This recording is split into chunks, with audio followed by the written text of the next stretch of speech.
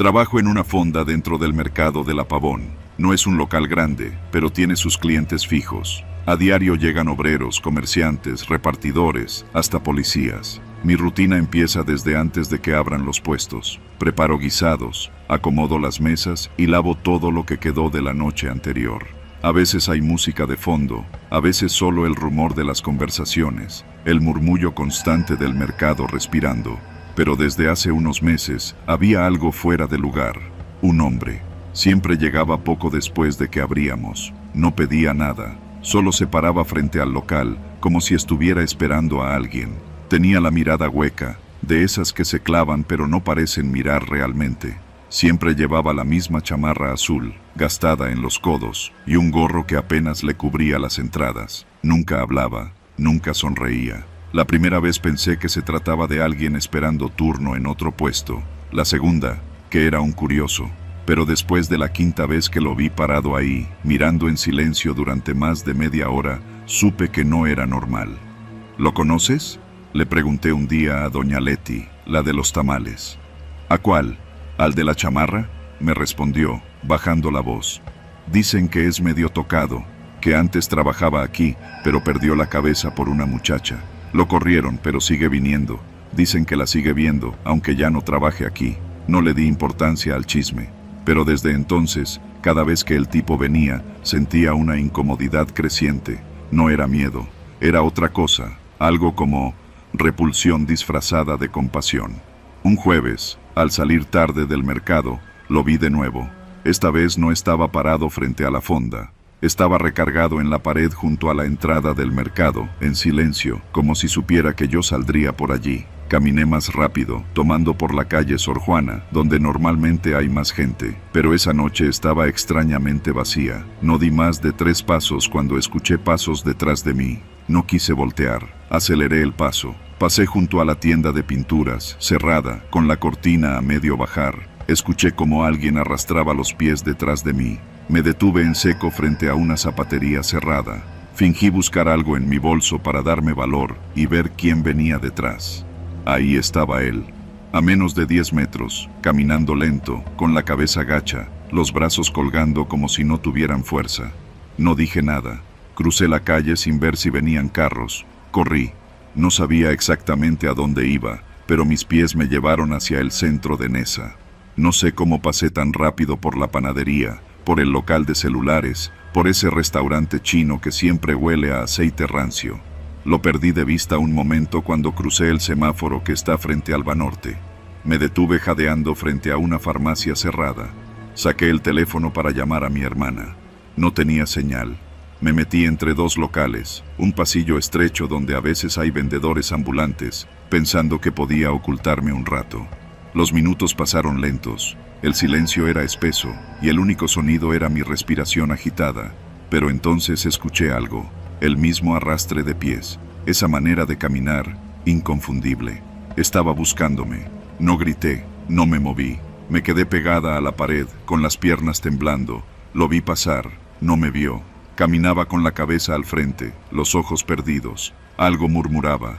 Alcancé a escuchar mi nombre. No era posible. Jamás se lo había dicho a nadie del mercado.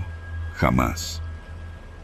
Esperé unos minutos, luego salí corriendo hacia la avenida López Mateos. Tomé un taxi.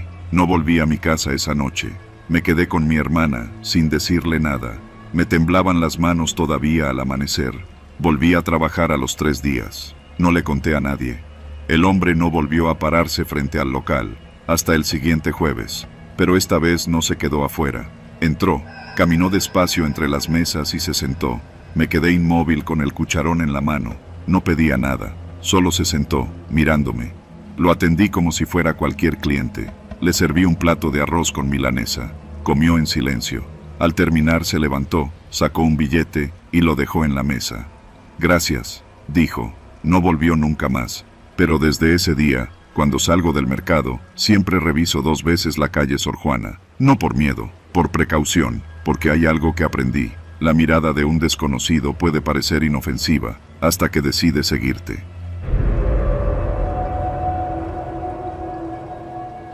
Soy Manuel y llevo casi 10 años repartiendo tortillas en bicicleta por las colonias del oriente del Estado de México. Vivo en la colonia Maravillas, en Nesa, y mi ruta empieza muy temprano. Antes de que el sol despunte, ya voy pedaleando por las avenidas que bordean el canal de Río Churubusco, rumbo al límite con la Ciudad de México, donde entrego a fondas, tortillerías menores y hasta uno que otro changarro que revende. Mi trayecto pasa por un tramo que, aunque no está del todo aislado, sí tiene su silencio. Justo donde se cruza la avenida Texcoco con el canal, hay un puente. En las mañanas, cuando apenas hay luz y el aire huele a humedad estancada, esa parte siempre me ha incomodado, pero nunca me había detenido. Hasta ese martes. Era poco antes de las 6. La mañana estaba fría, nublada. Pasaba bajo el puente cuando vi una camioneta blanca estacionada cerca del bordo del canal. No es raro ver coches ahí, pero esta estaba encendida, y había 2 tipos en la caja, forcejeando con algo envuelto en bolsas negras de basura. Primero pensé que era algún mueble viejo o bultos de ropa, pero cuando uno de ellos gritó, «¡Rápido! ¡Ya se está zafando!», algo se me revolvió en el estómago. Me detuve, bajé el ritmo de la bici y me escondí detrás de un árbol que estaba a un costado del camino de terracería. Desde ahí, pude ver cómo aventaban los bultos al agua con esfuerzo. Los tiraban como si les pesara más de lo que podían cargar. No esperé a ver más. Me fui pedaleando lo más que pude, con el corazón atragantado en la garganta. Esa misma tarde, no dije nada. ¿A quién le iba a contar? Pensé en ir con la policía, pero ¿qué iba a decirles? Vi unos bultos raros en el canal, no era suficiente.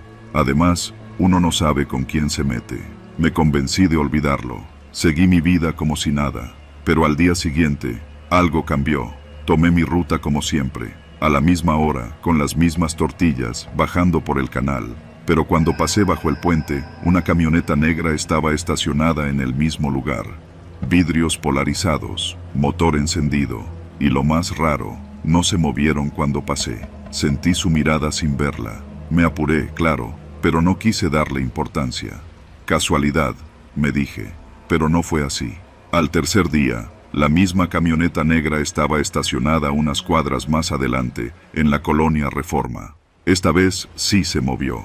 Arrancó y me siguió a una distancia prudente por casi 4 calles. Cuando doblé hacia una zona más concurrida, se desvió. Fue ahí cuando el miedo se instaló de verdad. No se lo conté ni a mi esposa. Solo cambié un poco la ruta. Me desvié por calles secundarias, más tránsito, más gente. Funcionó un par de días. Luego la camioneta volvió a aparecer, esta vez cerca del mercado municipal. Estaba claro que no era coincidencia. Me sentía observado todo el tiempo. Cambié de bicicleta, cambié de gorra, nada sirvió. La camioneta aparecía, siempre a distancia, siempre sin acercarse del todo, pero ahí estaba, como una promesa muda de que sabían quién era. El viernes por la mañana, decidí enfrentarlo. Me paré justo en la esquina del canal y me quedé mirando a la camioneta. Ellos no bajaron, no encendieron luces, solo esperaron. Al final, fui yo el que se fue, con las piernas temblando y el sudor frío pegado a la espalda. El sábado fue peor. Uno de los tipos se bajó. Lo vi por el retrovisor de mi bici. Caminó detrás de mí unos metros, y cuando me detuve frente a una fonda, él se detuvo también. No dijo nada. Solo sacó su celular, me tomó una foto y regresó a la camioneta. No tuve el valor de reclamar. Ese día no repartí más. Volví a casa sin terminar la ruta. Le dije a mi mujer que me sentía mal. No dormí bien. Cada ruido en la calle me hacía asomarme por la ventana. A medianoche, vi pasar la camioneta frente a la casa. Despacio, como marcando territorio. No lo soporté.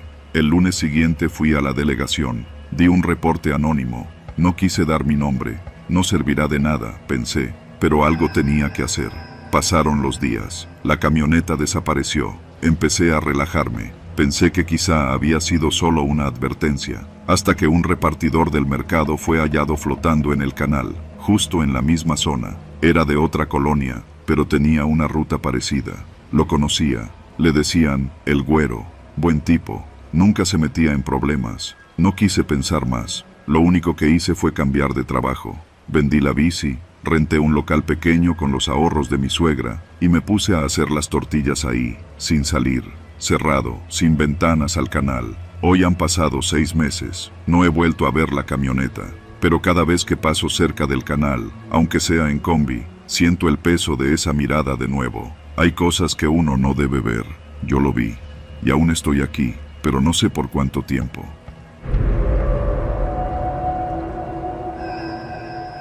No recuerdo la primera vez que me dijeron que no tomara taxis piratas. Seguro fue mi mamá, o alguna compañera del trabajo, o alguna señora en la fila del cajero que, sin conocerme, soltó esa advertencia como quien lanza semillas al viento, esperando que alguna germine. Yo siempre decía que no lo hacía, que prefería los de aplicación o los autorizados, pero cuando una trabaja en el turno de la noche en un Oxxo, a veces la teoría no alcanza. Eran cerca de las 2 de la mañana, un miércoles. Llevaba ya casi 9 horas en el turno, y me dolía todo. La espalda por estar parada tanto tiempo, las piernas por ir y venir entre los pasillos, y el cuello de dormir en las breves pausas que me daba en la silla de la caja. El Oxxo donde trabajaba quedaba justo en Avenida Pantitlán, casi esquina con la calle Bordo de Xochiaca. Afuera, el bullicio de la noche se había apagado. Solo quedaban unos cuantos borrachos tambaleándose por la banqueta y uno que otro perro callejero husmeando entre las bolsas de basura. Mi relevo no llegó. Le marqué y no contestó. A los 5 minutos me mandó un mensaje diciendo que tenía fiebre, que no iba a poder. No era la primera vez. Le avisé a mi supervisor y me dijo que si quería, me podía ir, que él veía cómo mandaba a alguien. Lo dudé. Podía quedarme hasta que llegara otro, pero la idea de quedarme sola hasta que amaneciera me hizo tomar la decisión. Guardé mis cosas rápido, me puse la sudadera con el logo de la tienda y salí con prisa. La banqueta estaba mojada por una llovizna ligera que ni se había anunciado. Caminé un par de cuadras hacia el paradero, con la esperanza de encontrar algún taxi libre. Los de aplicación, imposible. La zona a esa hora simplemente no existía para ellos. En la esquina de la tienda de pinturas vi un Tsuru blanco, con la clásica luz verde encima del tablero, sin logos, sin placas visibles. Dudé. Me acerqué un poco. El conductor, un hombre de unos 40, con una chamarra de mezclilla y gorra negra, bajó el vidrio. ¿A dónde vas, güera?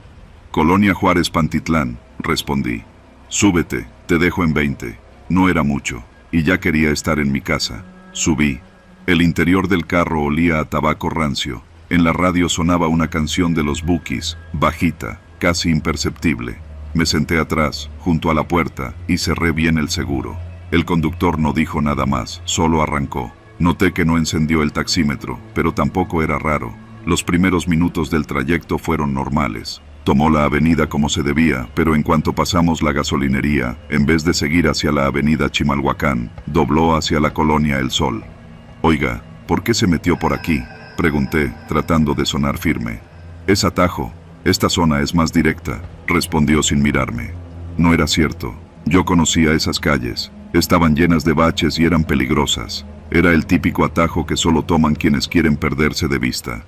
Prefiero que regrese a la avenida, dije. Ya casi llegamos, respondió seco. Saqué el celular. No había señal. El icono de red estaba en rojo. Intenté que no se notara mi pánico. Pensé en abrir la puerta y lanzarme, pero el carro ya iba a buena velocidad. No podía saltar sin lastimarme. ¿Qué va a hacer?, le dije, con la voz temblando. No contestó, solo sonrió por el retrovisor. Una sonrisa discreta, ladeada, sin mostrar los dientes. Una sonrisa que no me tranquilizó en lo más mínimo. Entonces lo supe. Iba a hacerme algo. Mi corazón latía con fuerza. Miré las calles, todas vacías, oscuras, sin un alma afuera. Casas con rejas altas, muchas sin luz. No podía contar con que alguien saliera a ayudarme si gritaba. Nadie en su sano juicio se asomaba a esas horas. Pensé rápido. Tenía que hacer algo antes de que se metiera más al fondo de la colonia. Me siento mal, dije, llevando la mano al estómago. Creo que me voy a desmayar. Me dejé caer hacia un lado, haciendo como que me desvanecía.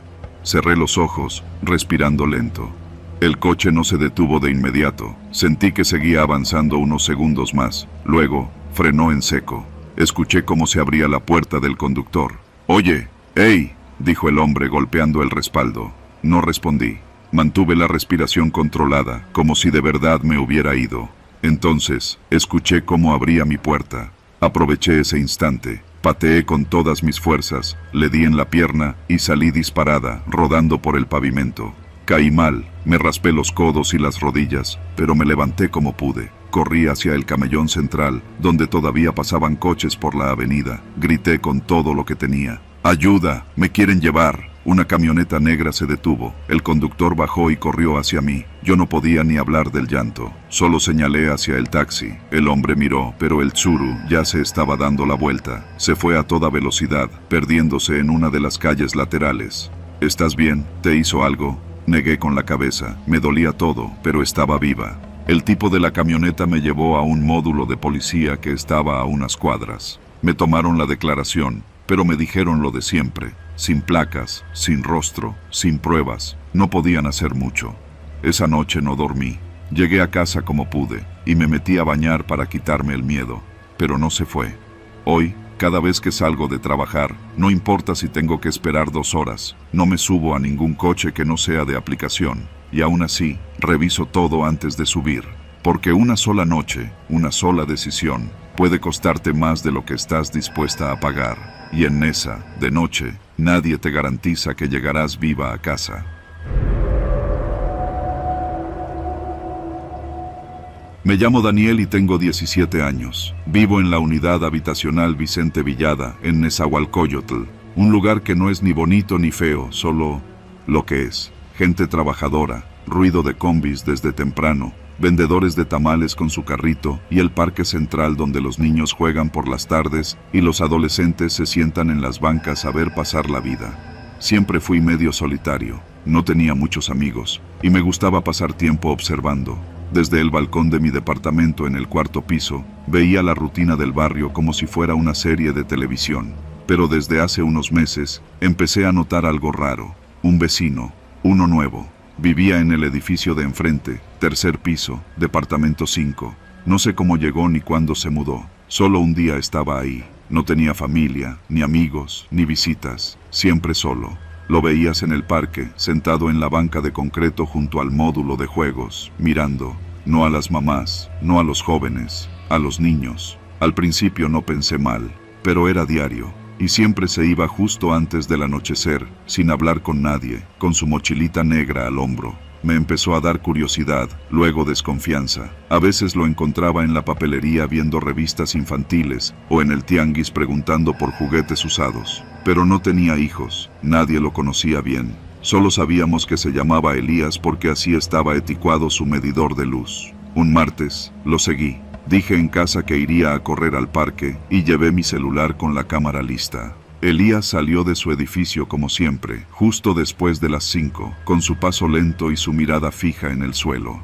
Tomó por la calle detrás de la primaria, donde hay una reja oxidada que da a una zona de talleres mecánicos. Me escondí tras un poste y lo seguí a distancia. Se metió por una calle angosta entre 2 negocios cerrados. Lo perdí de vista un segundo, y cuando volví a asomarme, ya no estaba. Pero la reja de una cochera estaba mal cerrada. Esperé unos minutos, luego empujé despacito. No hizo ruido. Dentro, había un pasillo largo, oscuro, con olor a humedad y aceite quemado. Avancé despacio, con el corazón latiéndome en la garganta, y entonces lo oí, una risa, de niño. Me escondí tras una columna de cemento. Al fondo del pasillo, detrás de un portón de lámina medio abierto, vi a Elías. Estaba de espaldas, agachado. Frente a él, 2 niños. Uno lloraba, el otro solo miraba al suelo, como resignado. Él les hablaba bajito, como si los convenciera de algo. No los tocaba, pero su voz era pegajosa, como miel podrida. Saqué mi celular y empecé a grabar, sin moverme. Me temblaban las manos. Entonces uno de los niños levantó la vista, me vio y gritó. Elías se giró tan rápido que casi dejó caer el teléfono. Sus ojos, oscuros y vacíos, me encontraron en la sombra. Corrí, no pensé, no miré atrás. Salí a la calle tropezando, y no paré hasta llegar a la caseta de policía que está junto al mercado. Les conté todo, sin omitir nada. Uno de los policías me creyó, el otro me miró con cara de niño novelero. Pero fueron, con patrullas, encontraron a los niños. Uno tenía 6 años, el otro 7. Estaban sucios, amarrados con cinchos de plástico. A Elías lo arrestaron esa noche. Tenía una laptop, una cámara, varios discos duros. Todo escondido bajo una loseta floja en su departamento. Dicen que era parte de una red, que había otros como él. No quise saber más. Desde entonces mi mamá no me deja salir solo. Me inscribió a karate, como si eso sirviera para limpiar lo que vi. Elías está en el reclusorio Oriente. Dicen que los demás niños rescatados en otros operativos eran de lugares distintos, pero a esos dos, los que vi esa tarde, los devolvieron con sus familias. A veces los veo jugar en el parque. Ya no se ríen igual. Yo tampoco.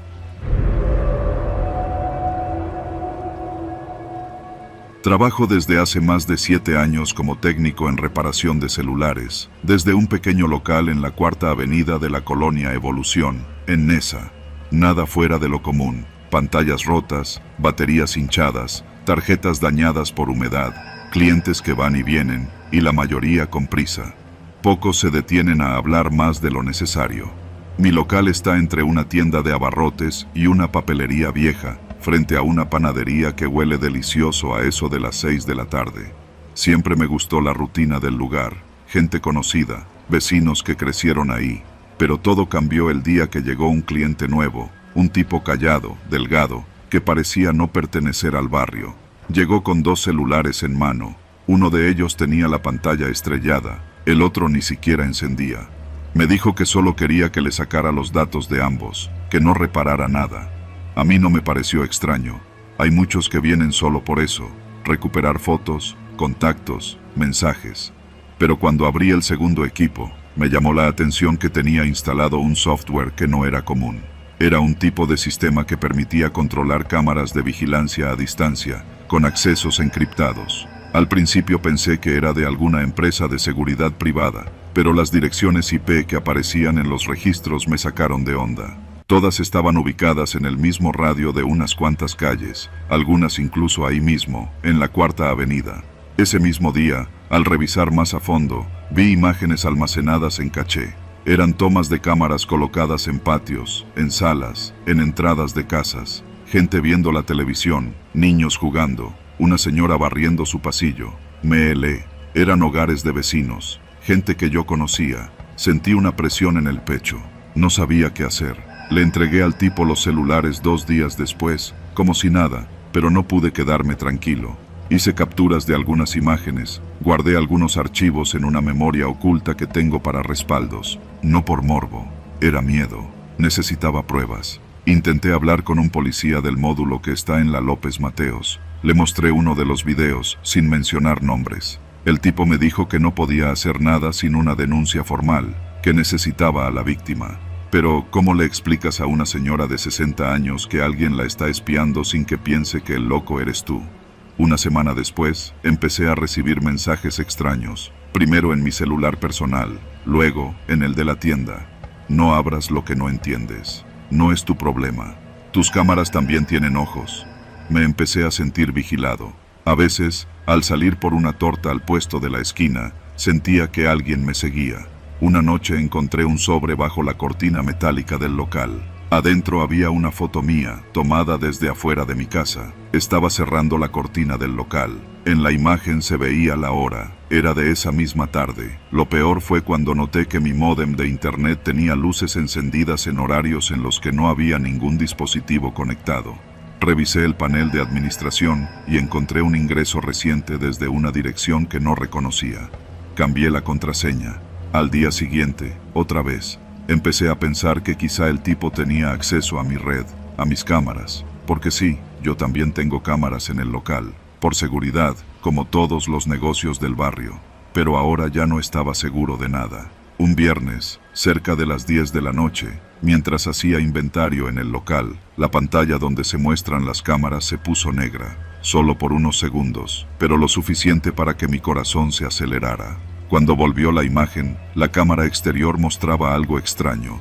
Había una figura parada justo fuera del campo de visión, solo se veía su sombra. No tocó, no dijo nada, solo estaba ahí, inmóvil.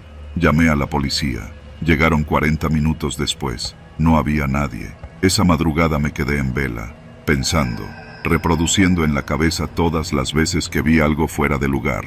Al día siguiente, alguien había dejado una USB en la rendija de la cortina metálica. Adentro, más videos, nuevos, más cercanos. Esta vez, uno era de mí, dormido en el sillón del local, durante una siesta que me había echado días atrás. Ahí supe que estaba perdido. Fui con un amigo que trabaja para una empresa de ciberseguridad en Santa Fe. Le conté todo. Le di la USB y la memoria con las capturas. Me dijo que debía irme del lugar, que lo que fuera que estuviera pasando era más grande de lo que yo creía. Esa noche dormí en casa de mi hermana, en Chalco.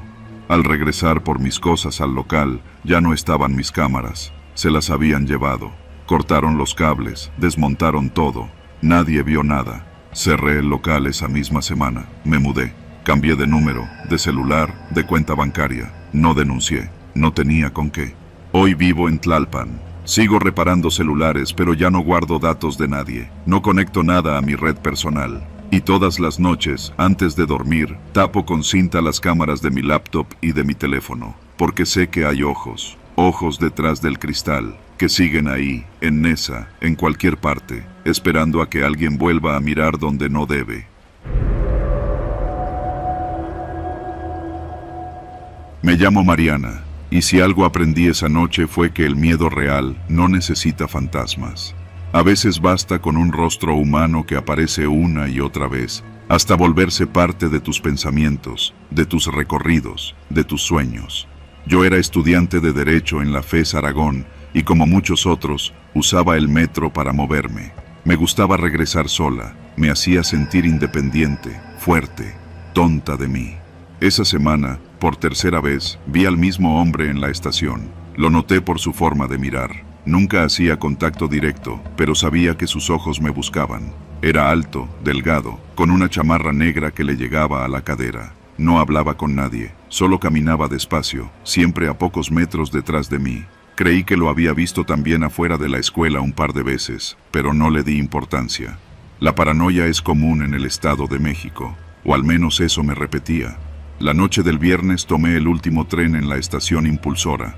Eran cerca de las 11:40 cuando bajé las escaleras hacia el andén. Las lámparas parpadeaban, y había solo 3 personas más. Una señora con bolsas del mercado dormida en la banca de metal, un joven con audífonos recargado contra un poste, y él. Lo vi al final del andén. No fingía ya no mirarme. Estaba parado de frente, los ojos fijos en mí. Me temblaron las piernas. Caminé hacia la banca más cercana y me senté. Busqué entre mis contactos el nombre de mi amiga Ximena, dispuesta a pedirle que me esperara despierta por si algo salía mal. Pero antes de mandar el mensaje, sentí que alguien se acercaba. Era el chico de los audífonos. Tenía más o menos mi edad, delgado, con barba rala. Se sentó junto a mí sin decir nada. Me quedé rígida. Después de unos segundos, se quitó un audífono. ¿Todo bien?, preguntó en voz baja. Asentí, pero él siguió mirándome, como esperando algo. «¿Ese tipo te está molestando?», añadió. No supe qué decir, solo lo miré y después giré la vista hacia el fondo del andén. El hombre ya no estaba ahí. Busqué con la mirada. Ahora estaba más cerca, a unos 20 pasos, quieto, los brazos colgando, la cabeza ligeramente ladeada. «Sí», susurré. «Me ha estado siguiendo. 3 días, afuera de la escuela, en el metro. No me dice nada, solo está ahí». El chico se enderezó. «Nos vamos a subir al mismo vagón. Yo me bajo en Villa de Aragón. ¿Tú?». «Nesa a bordo», respondí. «Está bien, yo me bajo contigo». Iba a negarme, pero lo miré bien. Sus ojos eran sinceros, atentos, como los de alguien que ya ha vivido esto antes. No me pareció un loco, sino alguien que entendía que algo andaba mal. El tren llegó, ruidoso, como siempre. Los pocos pasajeros subimos. La señora dormida no despertó. El tipo que me seguía entró en el mismo vagón que nosotros. No se sentó, se quedó de pie, mirando por la ventana, aunque no había nada que ver. «¿Tienes algún nombre?», preguntó el chico. «Mariana». «¿Tú?». «Luis». Después no hablamos más. El tren avanzó lento. La vibración me impedía pensar con claridad. Me costaba respirar. A cada estación, el vagón se vaciaba un poco más. Cuando llegamos a Villa de Aragón, Luis no se movió. Me miró con una ceja levantada. «¿Quieres seguir sola?». Negué con la cabeza. El hombre se acercó un poco más. El tren reanudó su marcha. Faltaban 2 estaciones. Luis se puso de pie y caminó hacia la puerta. Se paró justo detrás del tipo, a menos de 1 metro. Yo los veía de lado. Luis sacó el celular y marcó. Lo escuché hablar con voz firme. Estoy en el tren, línea B, entre Villa y Nes a bordo. Hombre de chamarra negra, 1,80, delgado, actitud sospechosa, lleva siguiéndonos desde Impulsora. Confirmo que Mariana está conmigo. No actuará solo. Necesitamos presencia en Nes a bordo. Corta. El hombre giró ligeramente la cabeza. Por primera vez vi su rostro completo. No era feo ni especialmente intimidante. Era normal. Y eso era lo que más miedo me dio. No parecía un monstruo. Parecía cualquier vecino, cualquier maestro, cualquier compañero. ¿Hablaste con la policía?, susurré. Luis asintió. El tren frenó con brusquedad. Prepárate, me dijo. No te sueltes de mí. Al llegar a Nes a bordo, Luis me tomó del brazo. Salimos rápido. El hombre nos siguió. La estación estaba casi vacía. 2 policías esperaban en el torniquete, revisando sus radios. Luis alzó la voz. Ese tipo nos ha estado siguiendo. Lleva días tras Mariana. El hombre intentó retroceder. Corrió hacia las escaleras. Uno de los policías lo interceptó, lo empujó contra la pared. Le pidió identificación. El tipo no opuso resistencia. Solo bajó la cabeza y empezó a decir que no sabía de qué hablábamos, que todo era un malentendido. Pero yo ya no le tenía miedo. Ya no. Luis explicó todo. Yo di mi testimonio. Los policías encontraron en sus bolsillos una navaja plegable y una libreta con varias direcciones. Una de ellas era la mía. ¿Lo conoces?, me preguntaron. Negué. ¿Alguna vez le diste tu dirección? Nunca. Se lo llevaron. Uno de los oficiales se ofreció a llevarme a casa. Luis se quedó conmigo hasta que llegaron. No preguntó nada más. No intentó ligarme. No me pidió el número. Solo me miró y dijo: si ves algo raro otra vez, actúa. No te calles. Asentí. Él se fue. Yo entré a casa, cerré la puerta, y esa noche no dormí. Pero no por miedo. Dormí con los ojos abiertos, porque ya no confiaba en las sombras. Porque aprendí que a veces el peligro no está en los sustos, sino en la rutina, en los pasos que se repiten, en los ojos que no se apartan. Desde entonces, nunca volví a tomar el último tren.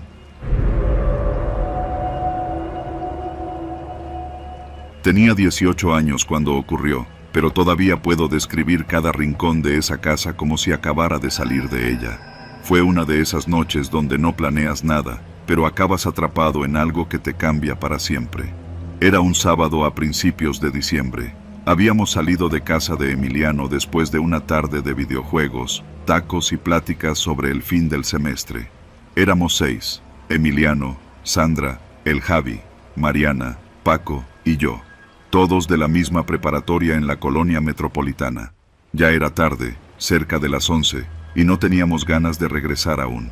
Entonces Javi, que vivía cerca de las Águilas, soltó esa frase que siempre arruina las noches tranquilas. ¿Ya entraron a la casa abandonada del callejón Amaranto? Los demás lo miramos, confundidos. Según él, llevaba años vacía, justo en la esquina donde terminaba la calle Amaranto, casi topando con la avenida Carmelo Pérez. Decía que algunos niños se colaban en las tardes a romper vidrios, pero que de noche nadie se atrevía. Aseguraba que se escuchaban ruidos, como cadenas o gritos apagados. Nosotros nos reímos, más por costumbre que por creerle, pero bastaron unos cuantos segundos de silencio para que alguien dijera lo inevitable. Vamos, no teníamos nada mejor que hacer, y aunque todos fingíamos que no creíamos, lo cierto es que el morbo podía más. Caminamos hasta la casa con los celulares en mano, linternas listas y una mezcla de emoción y nerviosismo. El camino desde la calle 24 fue corto, pero en silencio. Las luces de los postes parpadeaban y no se veía ni un alma en la calle. La casa estaba al fondo del callejón, flanqueada por bardas grafiteadas. Tenía 2 pisos, las ventanas superiores sin vidrios y una reja frontal oxidada que parecía más una invitación que un obstáculo. Al empujar la puerta, el chirrido se sintió más fuerte que el silencio del lugar. Entramos. El aire olía a polvo, humedad y algo más difícil de nombrar. Algo viejo. El piso de la sala crujía con cada paso y el papel tapiz de las paredes estaba arrancado en muchos lados. Empezamos a revisar cada cuarto, encontrando cosas comunes, botellas rotas, colchones viejos, restos de basura. Pero fue en el sótano donde todo cambió. Paco encontró una trampilla bajo una alfombra raída en lo que parecía ser un cuarto de juegos. La madera estaba podrida, pero aún sostenía nuestro peso. Bajamos uno por uno, alumbrándonos con los celulares. Al principio parecía solo un cuarto más, oscuro y húmedo.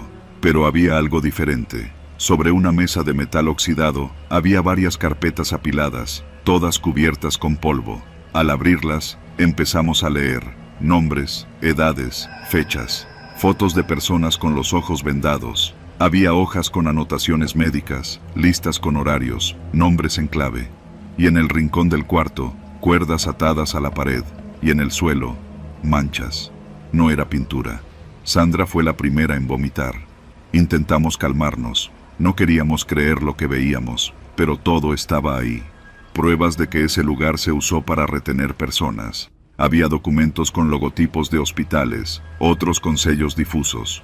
Tomamos fotos con los celulares, tratando de enfocarnos solo en lo que probaría que no estábamos locos. Paco quería irse ya, pero Emiliano insistió en revisar una caja de plástico bajo la mesa. Dentro había más fotos, pero estas eran más recientes. Personas que podríamos jurar haber visto en el barrio. Una mujer con uniforme de Oxxo, un joven con chamarra de Uber, un repartidor de Didi. Todos con la misma expresión perdida, todos vendados. Fue entonces cuando escuchamos el ruido. Arriba, una puerta cerrándose con fuerza. Apagamos las linternas al instante. Solo los latidos de nuestros corazones llenaban el sótano. Nadie se atrevía a hablar. No sabíamos si había alguien más arriba o si habíamos activado alguna trampa, pero teníamos que salir. Subimos en fila. Yo iba segundo, detrás de Javi. Todo parecía igual, hasta que vimos la reja frontal cerrada. Y lo peor, alguien había puesto un candado por fuera. Mariana empezó a hiperventilar. Sandra no paraba de llorar. Emiliano intentaba marcar desde su celular, pero no había señal. Nos dividimos. Paco y Javi fueron a buscar alguna otra salida, mientras los demás nos quedamos vigilando. Pasaron menos de 5 minutos cuando regresaron corriendo, con la cara desfigurada del miedo. Hay alguien en la casa de al lado. Nos vio. Está hablando por teléfono, dijo Paco, jadeando. ¿Y si es parte de esto?, preguntó Sandra, bajando la voz hasta casi un susurro. Decidimos no esperar. Sandra sacó una navajita de su mochila, cosas que una a veces carga sin saber que pueden salvarte la vida, y juntos logramos forzar el candado. Salimos corriendo, sin mirar atrás, hasta llegar a una tienda sobre la avenida. Desde ahí llamamos a la policía. Los agentes llegaron en menos de 20 minutos. Al principio no nos creyeron, pero cuando vieron las fotos, algo cambió en sus rostros. Nos hicieron subir a sus patrullas para dar declaración en la delegación. Esa noche dormimos en casa, pero nadie pudo cerrar los ojos. La investigación duró meses. Resultó que esa casa había sido propiedad de un médico retirado, fallecido hacía más de 10 años. Desde entonces, había pasado de mano en mano, sin dueño fijo, rentada por cortos periodos. Nadie sabía bien quién vivía allí. Las autoridades confirmaron que el sótano tenía rastros de actividad reciente. Había ADN, rastros de sangre, heces y huellas. Las personas en las fotos fueron identificadas. Algunos seguían desaparecidos. Otros ya no estaban vivos. Nos llamaron varias veces para declarar. Hubo amenazas veladas. Un tipo con lentes oscuros me abordó una tarde en la esquina de mi casa, solo para decirme que era mejor no andar de curioso. Nadie fue detenido. Nosotros dejamos de juntarnos, no por falta de amistad, sino por miedo. A veces, cuando paso por esa zona en el micro, no puedo evitar mirar hacia el callejón Amaranto. La casa ya no está. Fue demolida por seguridad pública, pero yo sé que no fue por eso. Y sé que si no hubiéramos entrado esa noche, esa casa seguiría en pie, esperando a su próximo huésped. No sé qué fue lo que me hizo aceptar ese viaje. Ya eran casi las 11 de la noche y me encontraba sobre Periférico Oriente, entre la avenida Pantitlán y la colonia Evolución. Había terminado la jornada y solo esperaba que el reloj marcara medianoche para desconectarme. El cansancio ya me pesaba en los hombros, y el tráfico que a esa hora comenzaba a ceder me daba una paz que rara vez se ve en este lado del Estado de México. Entonces, sonó la notificación. Una mujer, apenas a unos 5 minutos de donde estaba, Pedía un viaje rumbo a la colonia Esperanza. Dudé, no por la hora ni por la zona, conozco Neza como la palma de mi mano, sino por el destino. Esa colonia siempre me ha dado mala espina, no por supersticiones, sino por lo que uno escucha entre pasajes, robos, balaceras, desapariciones. Pero la tarifa era buena, muy buena. Acepté. Ella estaba parada frente a una farmacia cerrada, justo al lado de un puesto de tacos que ya recogía sus cosas. Vestía una chamarra negra gruesa, llevaba el cabello suelto y un cubrebocas. Pero lo que más me llamó la atención fue cómo miraba hacia todos lados, como si temiera que alguien la estuviera siguiendo. Se subió al asiento trasero sin decir nada, solo pronunció, con voz temblorosa: «Por favor, maneja rápido. Si ves una camioneta negra sin placas, te sales del periférico de inmediato». No respondí. La miré por el retrovisor, tratando de entender si era una broma o si estaba paranoica. Pero sus ojos estaban vidriosos, su respiración agitada. «¿Está bien, señora?» «Por favor», insistió. «Si nos siguen, no frenes». Asentí. Arranqué con dirección a la colonia Esperanza, metiéndome por el tramo más largo del periférico oriente. Apenas pasamos la intersección con la avenida Riva Palacio, vi que se llevaba las manos a la cara. Estaba llorando. «No puedo creer que lo hice. No puedo creer que me escapé», dijo entre sollozos. «¿De qué se escapó?». Tardó en responder. El silencio en el carro solo era interrumpido por el golpeteo tenue de la lluvia que empezaba a caer. Me miró de nuevo por el retrovisor. «De una red de trata. Tenían casas en varias colonias de Neza. Me tuvieron ahí 3 meses. Me sacaban solo de noche, para ver a clientes. Hoy logré salir por una ventana del baño, en la colonia Benito Juárez. Me congelé». «¿Llamó a la policía?». Se rió, pero no fue una risa alegre. Fue amarga, desgastada. «¿La policía? Algunos están metidos. Por eso pedí un Uber. Por eso necesitaba salir de ahí con alguien que no conociera mi cara». Miré hacia el retrovisor. A lo lejos, una camioneta oscura sin luces encendidas apareció en el carril de en medio, acercándose con rapidez. «¿Esa es?», pregunté. Ella se giró de inmediato. «Sí, salte del periférico». Tomé la salida hacia el cruce con la avenida Adolfo López Mateos. La camioneta también lo hizo. Aceleré, pasando un tope sin frenar. El golpe sacudió el coche. Ella gritó: «Sigue, por favor, sigue». Metí primera, segunda, tercera. Pasamos frente a un Oxxo cerrado y me adentré en una calle secundaria. La camioneta nos seguía, pero el pavimento de esas calles no estaba hecho para velocidad. Comenzaron a rezagarse. «Vamos a casa de una amiga», me dijo de pronto, sacando el celular. «Me está esperando en la Esperanza. Solo necesito llegar ahí. Ella me va a ayudar a salir de Neza. Tiene contactos, gente que me puede esconder». Me dio una dirección. Su voz era cada vez más quebrada. Parecía que se estaba desmoronando, como si la adrenalina ya no pudiera sostenerle el cuerpo. La camioneta giró en sentido contrario y desapareció por otra calle. No la volví a ver. «¿Tienes idea de lo que hacen con las que intentan escapar?», me dijo, como si no pudiera dejar de hablar para mantenerse consciente.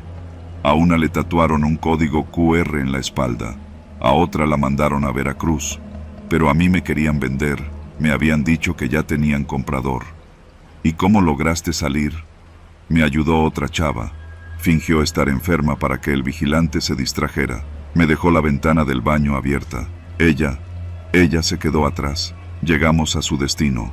Era una casa de una sola planta, con portón blanco y ventanas con rejas. Ella se bajó, pero antes de cerrar la puerta me dijo: «Gracias, de verdad. Si no fuera por ti, yo ya no estaría viva». Y corrió hacia el portón. Tocó una clave. La puerta se abrió y entró. Me quedé ahí unos minutos, viendo la casa en silencio.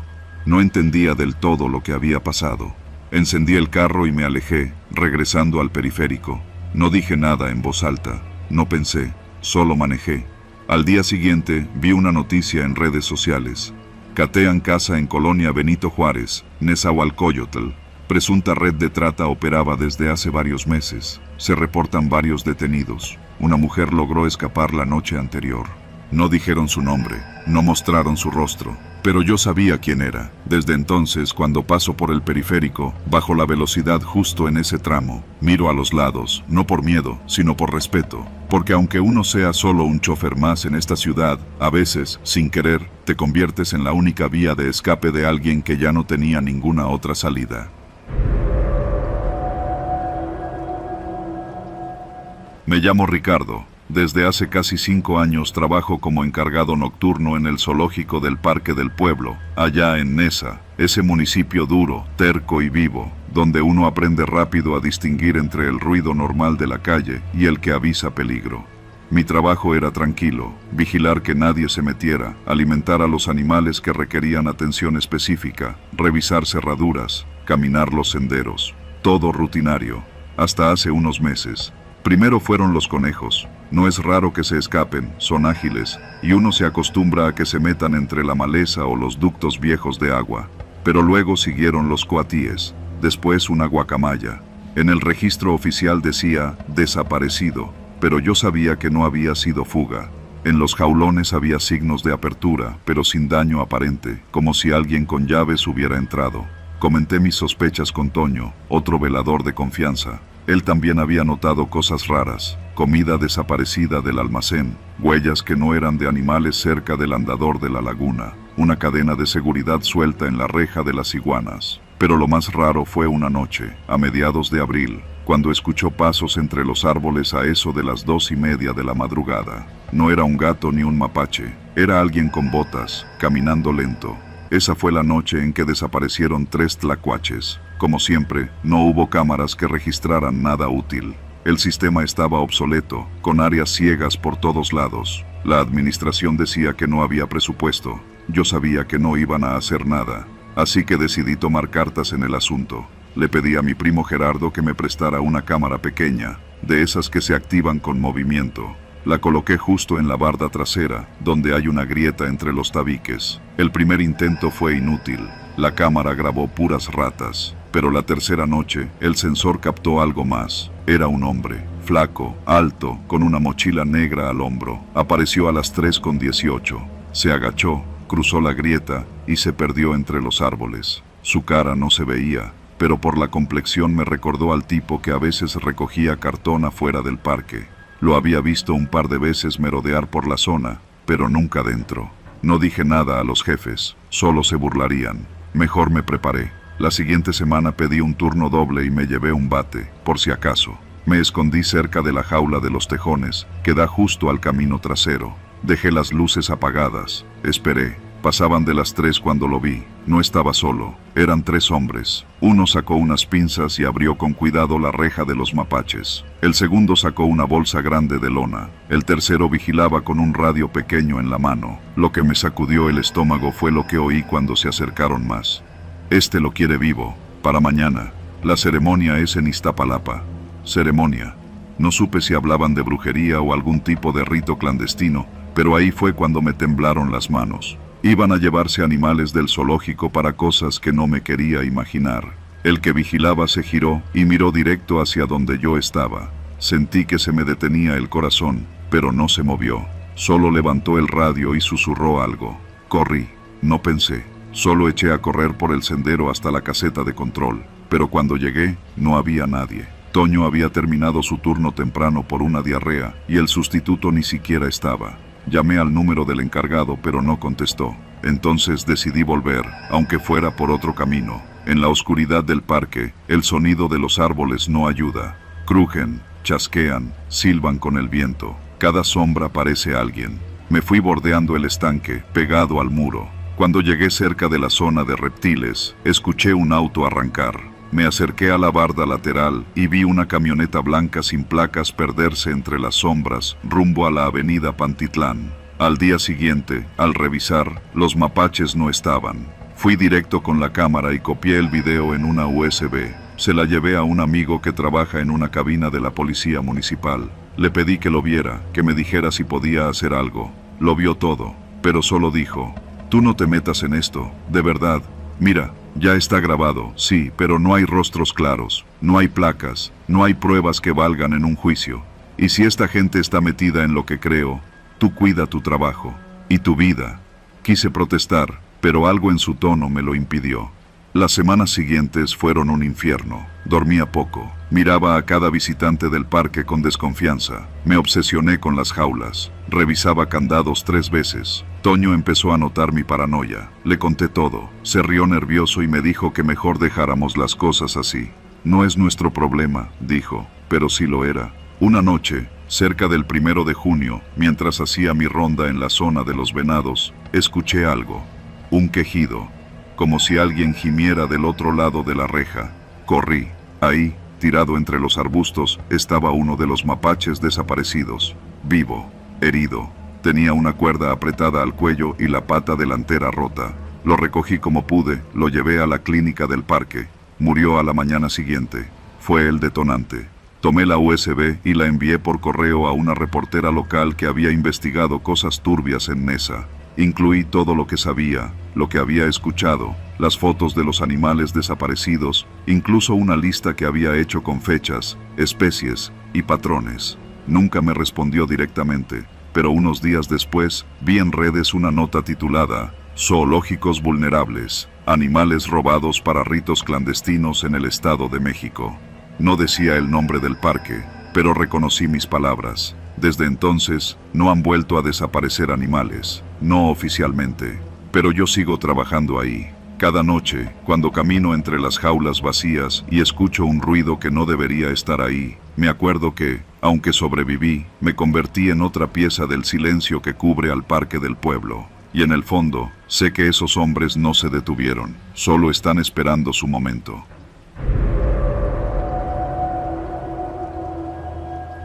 Me llamo Verónica, y hace apenas unos meses me mudé a la colonia Maravillas, en Nezahualcóyotl. Mi departamento está en un pequeño edificio de 3 niveles, junto a una miscelánea de esas que venden desde cigarros sueltos hasta tacos de canasta en la mañana. Me gustó porque es una zona tranquila, con calles amplias y árboles que, aunque polvosos, le dan algo de sombra a las tardes calurosas. Vivía antes en la colonia Narvarte, pero un problema con el casero me obligó a buscar algo más accesible. No me arrepiento de la mudanza, o no me arrepentía hasta que comenzaron a llegar las cajas. La primera llegó un miércoles por la tarde. Fue entregada por un repartidor en motocicleta, de esos que ves todo el día y toda la noche recorriendo la ciudad. Traía mi nombre completo, dirección y hasta el código postal correctamente escritos a mano. El paquete era pequeño, de cartón reciclado, sellado con cinta adhesiva amarilla. No tenía remitente.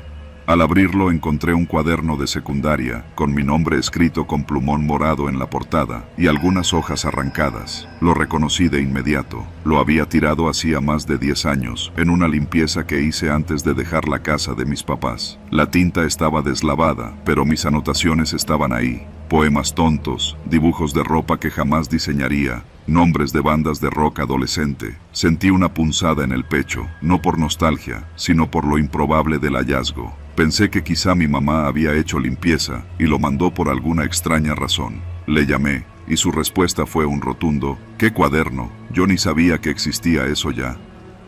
Esa noche no dormí bien. El viernes llegó otra caja, misma letra, mismo estilo. Esta vez contenía una libreta de dibujo que usé en la universidad, junto con un llavero en forma de guitarra que solía colgar en mi mochila cuando trabajaba en aquel bar de la colonia Roma. No había duda, eran míos, cosas que había tirado hace años. Sentí que algo estaba mal. Revisé las cámaras de seguridad del edificio. Había instalado un sistema sencillo con 3 cámaras, una apuntando a la entrada principal, otra al pasillo y una más en la azotea. Al revisar el video del viernes, vi al repartidor.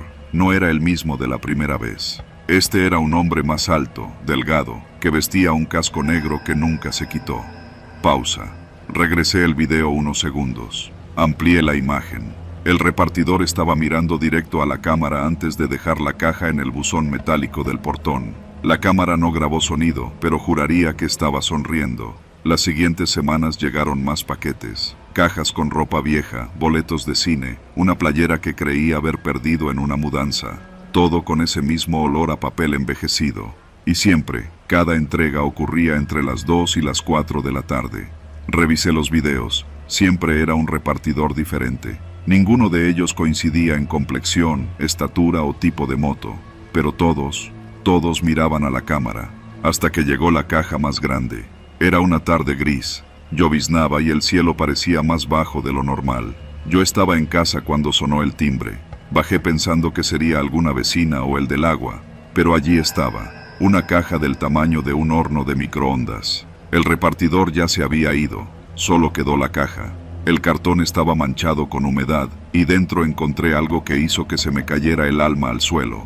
Una caja de madera, como las que usaban antes para los archivos. Y dentro, cientos de fotografías, todas mías, fotos que jamás tomé. Imágenes de mí saliendo del metro, comprando en el supermercado, esperando el camión. Algunas eran recientes, lo supe por la ropa que llevaba puesta, y otras databan de hace al menos 5 años. Incluso vi una donde aparecía caminando con un exnovio por la calle de Madero. No podía comprender cómo alguien podía haberme seguido tanto tiempo sin que yo lo supiera. Llamé a la policía. Me escucharon, pero no le dieron importancia. Me dijeron que si no había una amenaza directa o evidencia de agresión, no podían hacer mucho. Quizás sea una broma pesada, me dijeron. Me sentí sola, insegura. Esa noche, llamé a un amigo que trabaja en informática. Le pedí que me ayudara a revisar las cámaras en más detalle, incluso recuperar grabaciones antiguas. Nos quedamos trabajando hasta las 3 de la mañana. Fue entonces cuando lo vimos. En un video de hace 3 semanas, uno de los repartidores, después de dejar el paquete, se quitó el casco justo al borde del cuadro de la cámara. Lo pausé, me acerqué a la pantalla, sentí un golpe en el estómago. Era Federico, un ex compañero de trabajo de una agencia de publicidad donde estuve hace casi 7 años. Federico siempre fue raro, demasiado atento, demasiado silencioso. Al principio pensé que era amable, pero luego noté cómo memorizaba mis horarios, cómo aparecía casualmente en los mismos lugares donde yo comía.